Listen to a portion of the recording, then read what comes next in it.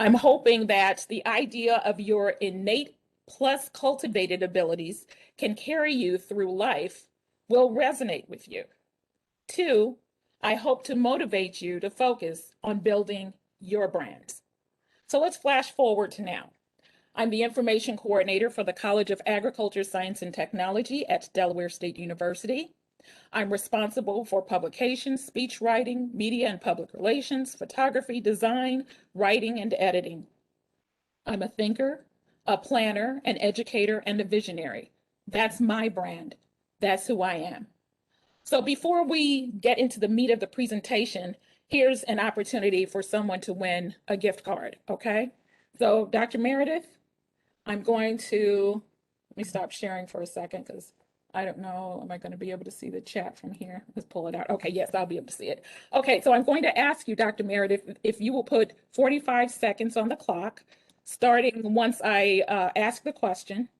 Okay. And then people can put their answers in the chat. Again, this is only open to students, right?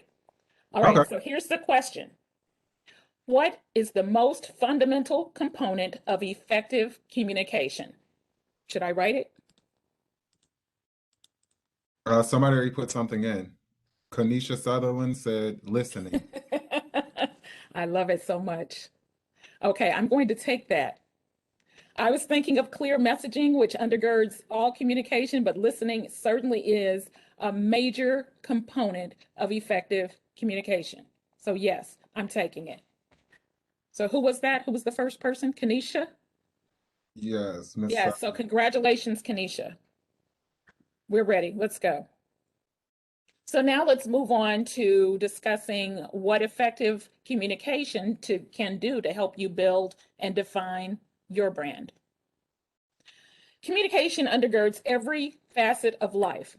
Dr. Meredith opened this session with that same idea. From the moment you were born, you began communicating. For those of you who've not born or nurtured children, I can assure you that each cry from a baby has a different meaning. As the caregiver or parent, you become attuned to the cries for hunger, pain, discomfort, fear, joy, etc. You communicate by what you say, how you say it, write it, perform it, or wear it. Communicating is a reciprocal proposition. Communication requires at least two parties to be effective. From your smile, to your text, to your fly or not so fly gear, to your presentation. You communicate who you are and represent your personal brand from the moment you connect with the world every day. You are your brand. Be mindful as you cultivate it. If everything you do conveys a message about you and your messaging defines your brand, then strive for clarity in all you do. Okay? Think about this. The 2-minute rule indicates that people make an assessment of you in the first 2 minutes of meeting you. Be intentional. Make a clear statement about your purpose and what you value. And yes, first impressions still matter. My father used to always tell me this when I was young: saw wood and say nothing. What do you think this means? And I'll give a second if anyone wants to type in chat. What do you think this adage means? Saw wood and say nothing.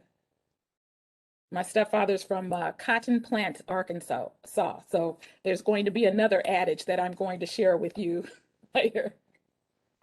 Anybody have any idea? Okay.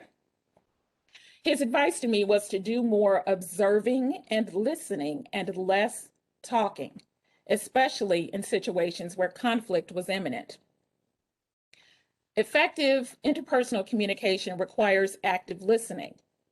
Whether you're in the classroom, the lab, especially when you're talking about research, it's important to listen, or on the job, active listening mitigates confusion, conflict, and calamity. On average, we only understand and retain 25 to 50% of what we hear.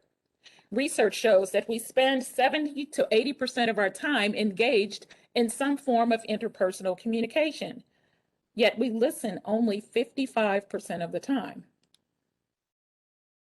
So, what are the barriers to active listening?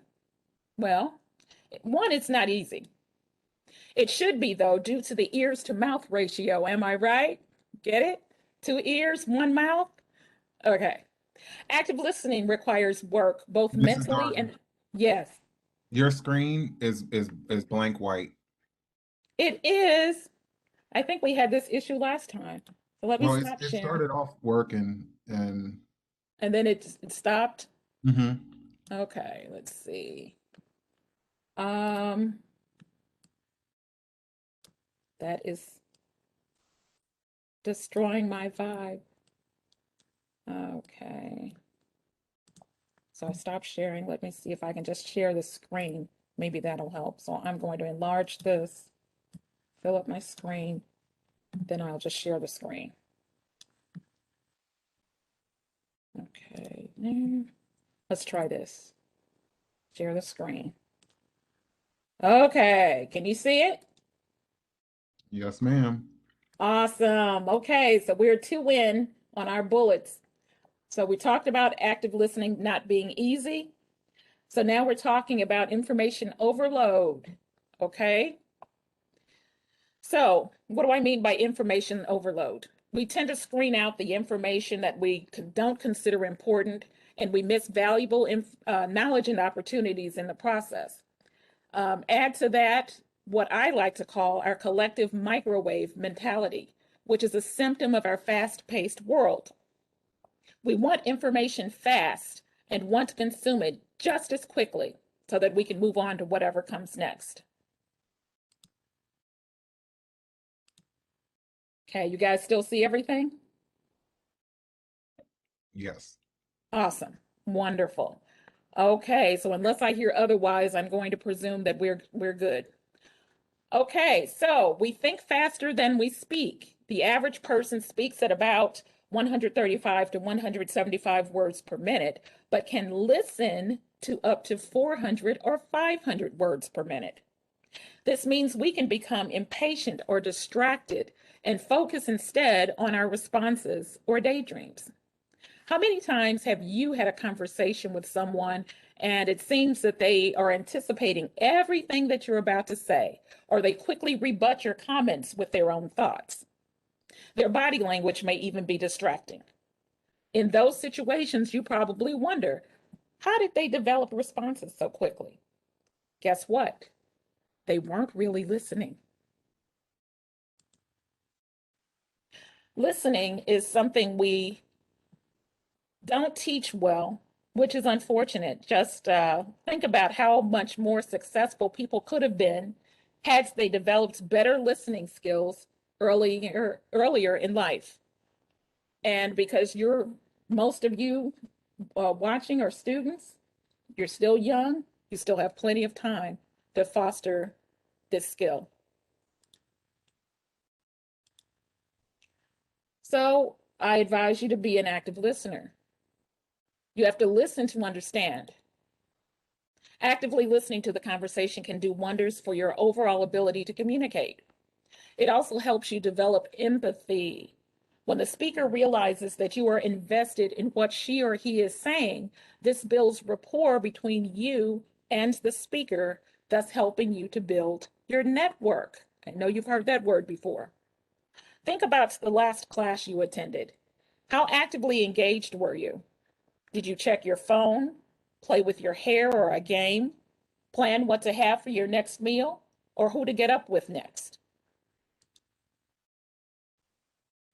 Active listeners don't only pay attention to the content of a conversation, but they also listen to the other person's intent and the underlying emotions expressed. Again, that empathy piece. They listen for what's not being said, and active listeners know that how a person expresses themselves conveys as much about their message as what they say. That's inference. For example, SiriusXM Urban View host and civil rights activist Joe Madison admonishes his listeners to listen with a third ear and to read with a third eye. So he's asking people to Go deeper than surface. So infer from what you're reading. That's comprehension, right? Active listeners also ask great questions and they follow up on the answers, drilling deeper with additional questions to make sure they understand and that their understanding is clear, complete, and mutual. Joe Madison also says the next question is dependent upon the last answer. And I agree with that. Here's why. My mentor as an undergrad at University of Missouri, St. Louis was the iconic Bernie Hayes. Known for his decades of dedication to Black radio and social justice, Bernie was the news director when I worked for him as a reporter for KWMU radio. This was a classical radio station, so I'm sure you can understand the listenership that the station pulled. Okay, so he was the one responsible for teaching me not to pop my P's in the microphone and the importance of enunciating clearly and succinctly because the viewers couldn't see me, so they couldn't get visual cues from my body language or from watching me speak. So I had to make sure I enunciated and made my words as clear as possible. And when I interviewed people, the movers and shakers who I called on for interviews, either in the station or if I went out on assignment, those interviews had to be probing, thoughtful, and engaging. So Bernie taught me to formulate only 3 questions prior to an interview. That habit forced me to actively listen to what the subject said in order to ask more questions and deliver an interesting story.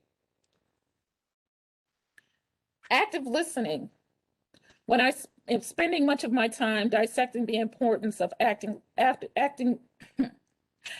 listening, this is because I want each of you to groom yourselves for leadership in some capacity.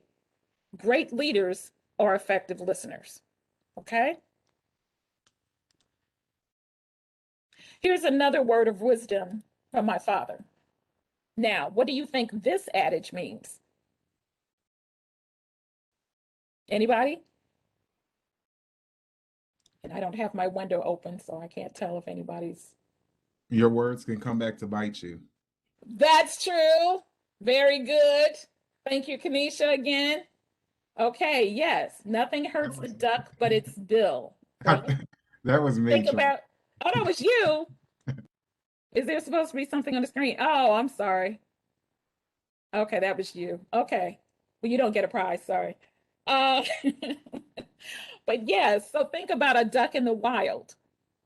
So if the duck is quiet and someone's out hunting ducks, yes, people hunt ducks. I know some may not agree with that practice, but if the duck is quiet, the hunter can't find it. The minute it starts quacking, oh well. All right, so let's transition into effective speaking.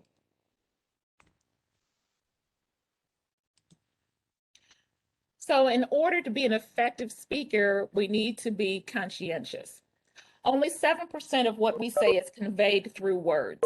So that means the other 93% is body language, intonation, and eye contact, right? So some of you may have learned about iMessaging in school. I certainly did when I was in high school, and I want you to stick a pin in it because we'll talk about that more in a second. Intonation is how the voice is delivered, how words are delivered by the person's voice. Is your tone appropriate for the message? How effective would your delivery be if you smiled at your audience while screaming? Unless you're in a setting like a concert, that behavior is not normalized because it would sow confusion. Body language is another indication of that should be considered when people are speaking. So this is another visual cue. How are you presenting yourself physically? Incongruence between body language, intonation, and speech can affect your audience's ability to hear and to retain your message. So your audience will not be able to connect with you very well.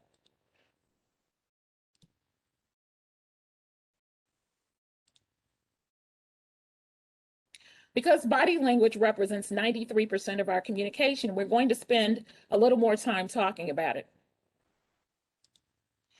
So be mindful of your facial expressions. I'm sure you've probably all had situations where someone has brought to your attention your facial expressions when you're communicating.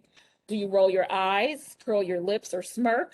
These days, smizing is all we can do behind our masks in public. You may have heard that term, but smizing, smiling with your eyes. And I trust that everyone's wearing their masks as appropriately. Okay. Smizing, so without the visual cues from the rest of the person's face, all we can look for are the eyes in this season of COVID. Without the visual cues from people's full faces, when we must be masked in the presence of others, active listening becomes even more important. When not masked, think about how your facial expressions communicate how you feel, what you're really thinking. Also, check your posture.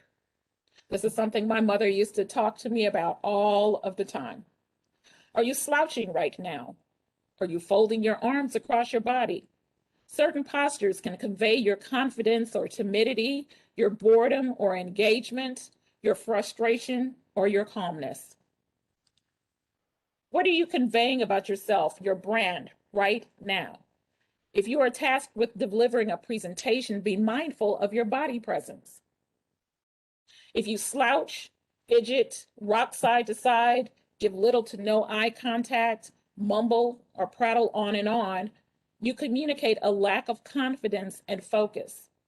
This stimulates a lack of trust in you from your audience. If you lose your audience's trust, they won't listen to you.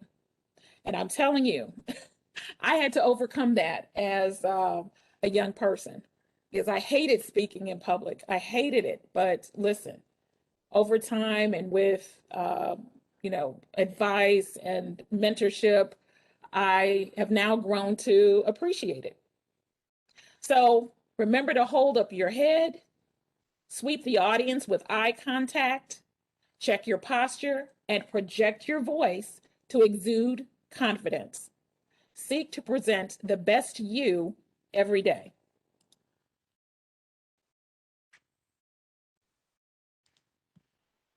Remember that someone is always watching, okay? Think about all the devices that we now have. So if it's not law enforcement with cameras that are posted just about everywhere, especially in metropolitan areas, and we have them on campus as well, and I'm sure you've noticed them. Everybody has some kind of mobile device with a camera on it and a great quality camera. And those videos are then taken and posted on social media. So people become, IG famous or whatever. And you can be on camera conceivably 24/7, 365, 366 in a leap year. Just remember that. Somebody is always watching. So when you're speaking, think about your content. What message are you communicating? Is it a presentation for class? Is it an interview for an internship or a summer job or a speaking engagement on campus? Frame your content for the intended audience. Process. Craft your story and tell it whatever the story is.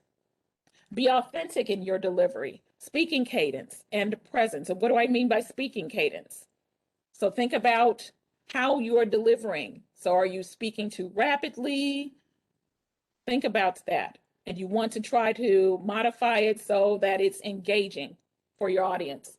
And make sure that you practice. Be mindful of how the components of effective speaking, messaging, intonation, body language work together to provide audience members with auditory and visual cues. I talked about that a second ago, that can help your audience retain more of what you said. Use iMessaging. I asked you to put a pin in this earlier, so we're back to iMessaging, okay?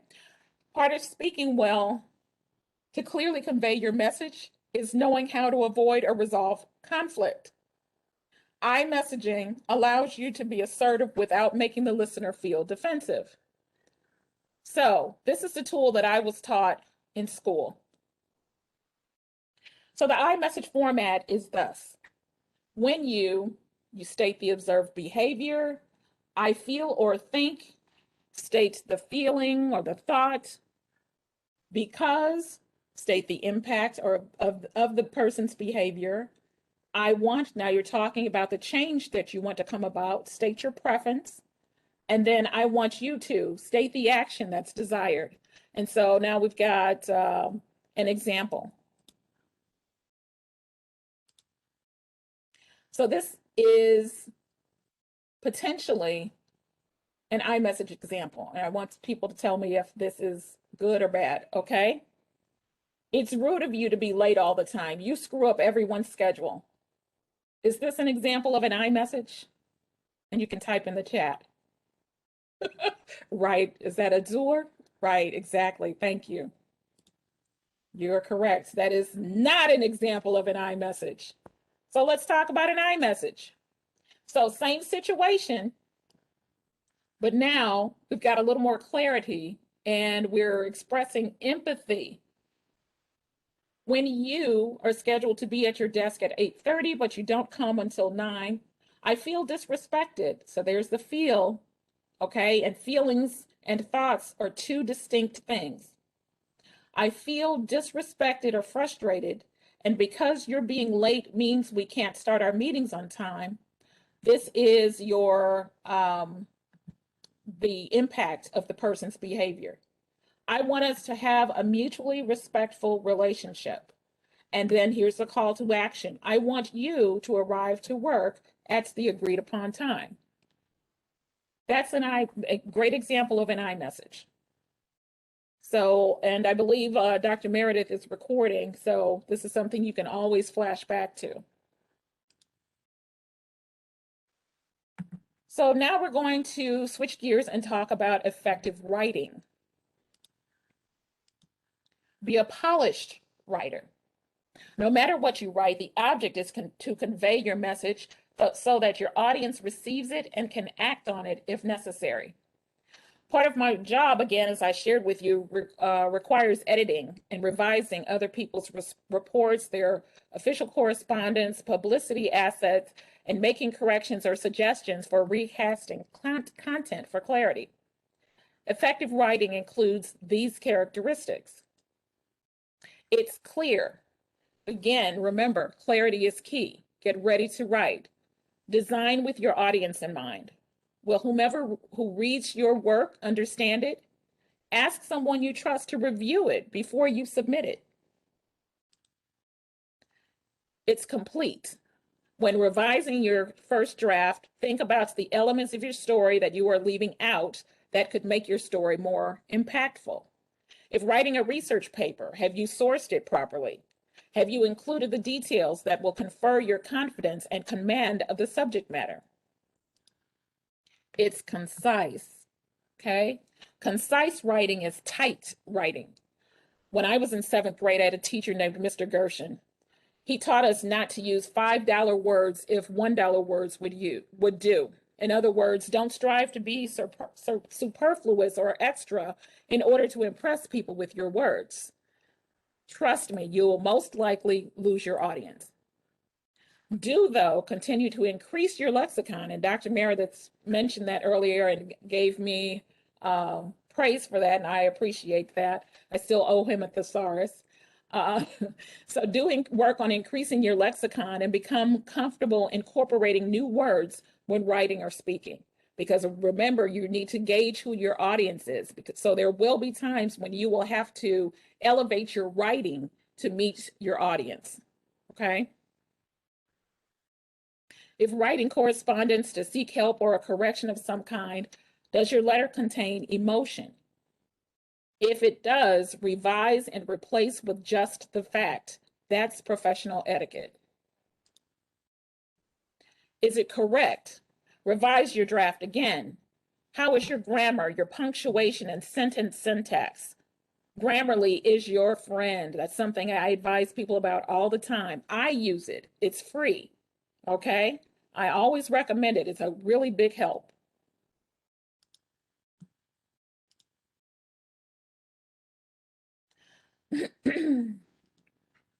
So part of written communication is electronic communication. And I'm sure most of you, if not all of you, have some kind of mobile devices. So you're acutely aware of and tuned into electronic communication. So again, we talk about clarity. And electronic communication includes text messages, emails, social media posts, website posts, and want you to remember the 4 C's of communication: clarity, completeness, conciseness, and correctness. I realize that people use shorthand writing on social media for its brevity due to the word count constraints for like Twitter and for the immediacy. However, don't let the casual style of writing influence how you prepare your schoolwork or professional correspondence. Be considerate. Remember the discussion about empathy. Empathy goes a long way when it comes to communication. Employers are building back better and are looking for empathic employees. Be considerate in how you say what you want to share. Be mindful about what you post. Remember, someone is always watching. Your college of choice, if continuing your education, and future employers may troll your social media for your content when making decisions about you. Preserve your privacy. Be mindful about what you post. Remember, do not post anything to social media that you don't want everybody in the world to know about you. That includes family, friends, enemies, potential internship scholarship committee members, potential employees, etc., and the media. So whatever you put out into the world, it's for the whole world. Just keep that in mind. And this is something that I always advise my children about. Well, I say children, they're both adults, but that's something that bears repeating. So here's some cases in point as to why it's important to check yourself before you wreck yourself when you're communicating electronically. So in this first instance, this woman, Justine Sacco, a PR exec, and this happened in 2013, and I'm going to give you the timestamp because that's relevant to the story. So at 10:19 a.m., December 20th, 2013, PR exec Justine Sacco was traveling from London to South Africa. Her tweet was read around the world, and unbeknownst to her, during her 12-hour flight, she was roundly ratioed for it. What was the tweet? This is a quote, "Going to Africa, hope I don't get AIDS. Just kidding, I'm white."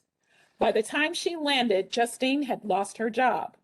She eventually went on to regain professional stature years later, but that is still impacting her, and that story is still available online. Next. So, recently, Sierra Samuels posted images of a baby in NICU at Jackson Memorial Hospital in Miami. As a nurse, after years of training, thousands spent on her education, you know, education is not free, she threw away her career for an IG post. Sierra disavowed standard of care and privacy for the child and the child's family, violating HIPAA laws. Last month, well, when I first gave this was last fall. So Sierra also lost her job. And what was her tweet? I mean, her post to, what was it, IG? She said, "My night was going great, then boom. And your intestines posed," and that's, SIC, this was the spelling in her quote, "posed to be inside, not outside, baby." And she discusses the baby's condition. So she violated HIPAA laws and was roundly dismissed for that. Here's one that happened just recently, like a week or two ago. Let me go back.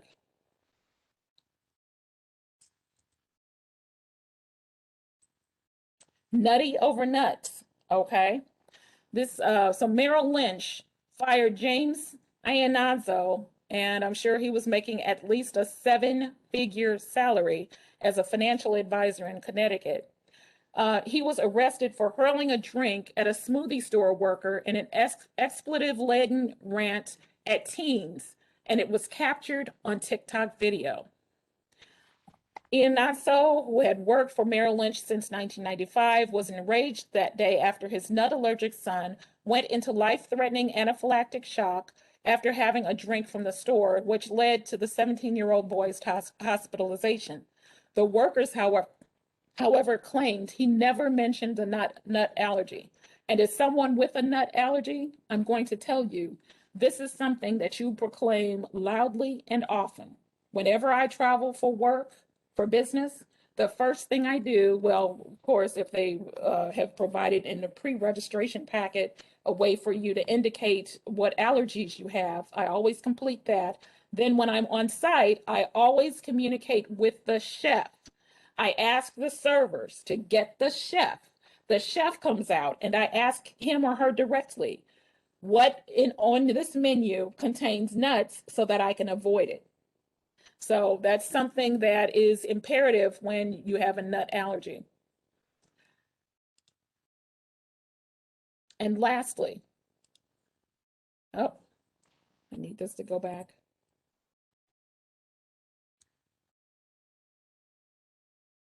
Come on. Okay, I'm going the wrong way.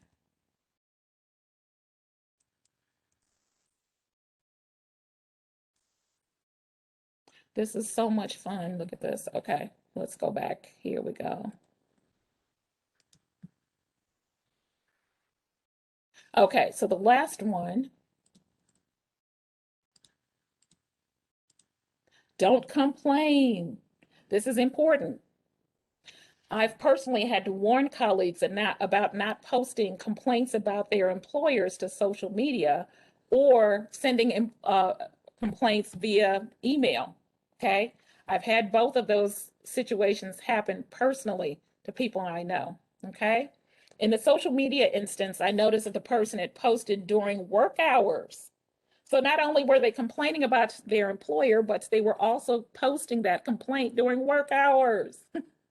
Please believe me when I tell you that when you are on the clock and using company equipment, your employer has the implicit right to review your activity.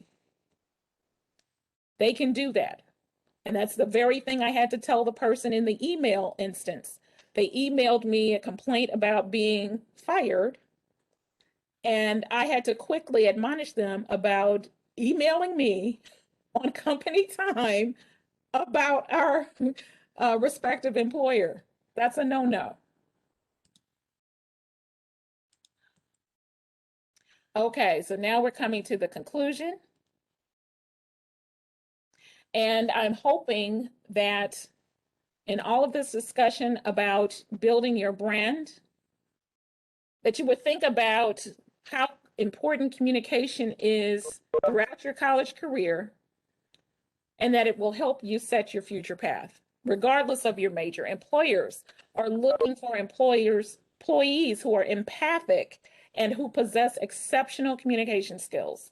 Prepare for the job you want. Value the wisdom of elders. Cultivate your talents.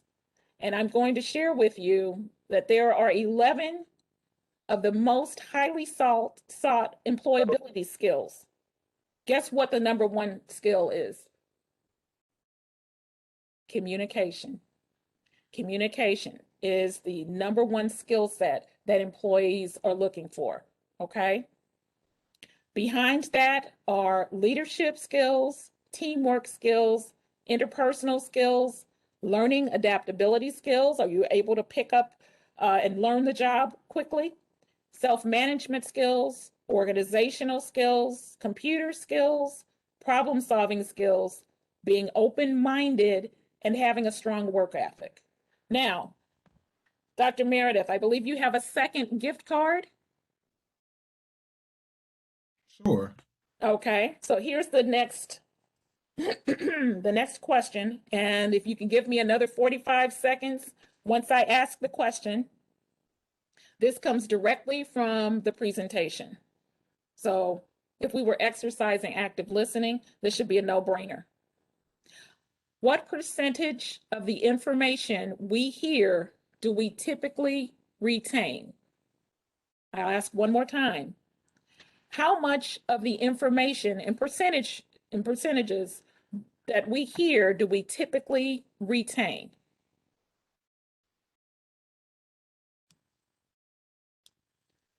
So we have Kayla says 50%. Okay, I'm gonna tell you something. Okay, so we got Kayla, we've got Imani says 25. Okay, and if we put those two together, so if you don't have another $10 gift card, I will present one to both Kayla and Imani because collectively they have the range correct. It's 25 to 30, I'm sorry, 25 to 50%. Okay. So those two they bookended that answer. 25 to 50% is what we retain. So at least they retained 25 to 50% of the. So Okay. Kanisha, if you could stop by my office today between 2 and 4:30, I can give you that $10 gift card. Imani, if you could stop by my office today between 2 and 4:30, I can give you the $10 gift card. And then Mrs. Darden, you said you had one for Kayla. Yes, so I will be I'll get able to her. provide that. I'm sorry, I couldn't hear you. No, I was gonna say, Kayla, if you could drop in the not in the chat to everybody, but if you could drop in the chat to specifically to Troy Darden, the presenter, your information, she will then get in contact with you. And Imani, Okay. I'll get you the information on how to get to the office. All right, And so I am looking for information from who? From Kayla or Imani? Kayla. From Kayla. Kayla. Okay. Yeah, so Kayla, if you would, and I'm going to, you just email me. How about that? I'm putting my email in the chat. Okay. Can we open it up for questions real quick? Sure, We sure, have sure, less sure. than 10 minutes. Hmm. So anybody have any questions? Because the last forum we ran so close that I didn't actually open it up to questions for the guest presenters. All right. So my question is, well, one thing I did want to say is, even as professional, seasoned, I can sometimes have an issue with getting I wouldn't say annoyed, but when you're dealing with different projects, you can get upset. And so one thing that I realized that I had to do was when I get responses that I know are going to, because we're all dealing with emotion, right? When I get responses that I know that are going to sometimes tick me off, I step back and I don't respond. And that's my message to you guys. Sometimes we do responses out of emotion, and so that's definitely one piece of wisdom I would like to impart on you. Uh, And could I just add there, Dr. Meredith, that's a skill set that everyone has to work on. So I don't want anyone to think that, oh, there's something wrong with me because I, express myself very emotionally. It's something that you have to train yourself not to do. And again, like I said, it's important to seek out, to build your network. And that network should include trusted advisors, elders, people who've already been there who mhm. can help you walk that And journey. and then also, you guys, I'm putting in the chat one way that I was able to get better at writing was definitely the Purdue OWL. So if you go Hmm. to Purdue University, it's free, and the Purdue OWL will give you everything from how to do APA, MLA, how to format a sentence. Like it's yeah, I definitely always talk to students about that. But my last question to you is, before we move into the survey real quick, is what is a project that you worked on professionally that you just completely saw fall apart because of lack of communication? And you don't have Oh, to use an organization name.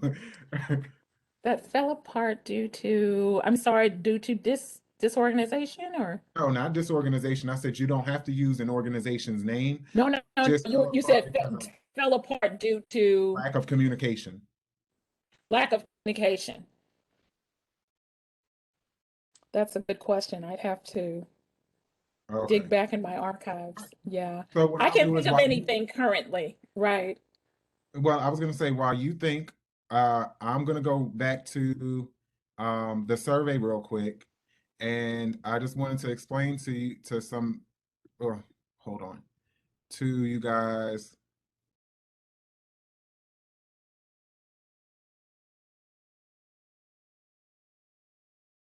How it works, because some of you guys, this is your first time um, attending a student engagement forum. So you guys, some students come to the student engagement forum because they're here to learn, right? And then some students, of course, they're here to learn, but on top of that, they're also here because they are here for attendance, for university seminar, for a scholarship program. Yeah, so when you do attendance, the survey will appear, I mean, the QR code will appear in a second. You're going to use that QR code that will then take you to an actual survey. On questions 14 and 15, it's extremely important that you're reading the actual instructions. Because, for instance, if you're attending on behalf of a university seminar class or if you're attending for student engagement, if you're not putting in your actual name, I have no way of sending that to an instructor. So currently, I have students that are just putting in either an email, a phone number, and they're not getting attendance because I don't know who you are. So if you could make sure that you do that, I would appreciate it. So for instance, if you're attending for the DSU CAS 1890 scholarship program, you're going to need to put in your name. You're going to need to put in the actual scholarship program. You're going to need to put in your contact information, whether you want to use your phone number or your email address. And then you're going to need to put in the contact's name that you need it sent to, Dr. Meredith. So it'll be the same thing for another entity. So like I had Miss Jackie Jones, or Mrs. Jones, I had a student that just put in her email. Well, then how do I know to send anything to her if I don't even have a name of a student? So I've not placed up the QR code, Xavier yet, because I want to make sure I'm getting this through very clear. And so I really need for you guys to fill out the information in totality. The same thing with the drawing. I have students that are just putting in phone numbers. That's not a name. I'm not going to put a phone number in a drawing. So please, like I said, be cognizant of those things. The student survey QR code, of course, is an opportunity to win a $10 Wawa gift card.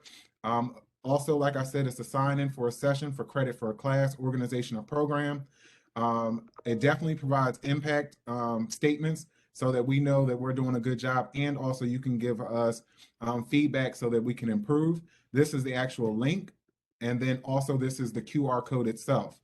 The QR code opens at 11:50, and then it also closes at 12:30, which gives you 40 minutes to actually take the survey. If you do it before 11:50 or after 12:30, this is what you'll get. You'll get an error message, which informs you that it's not open. Anybody have any questions for me? And or also about the survey? None? Okay. All right. So thank you guys for attending. If you guys need anything in reference to information with student engagement, always feel free to email me, and or also you have Miss Darden's email as well. So hope to see you guys back on the 22nd of February, which we will be talking about why I research. All right. Thanks again. Thank you.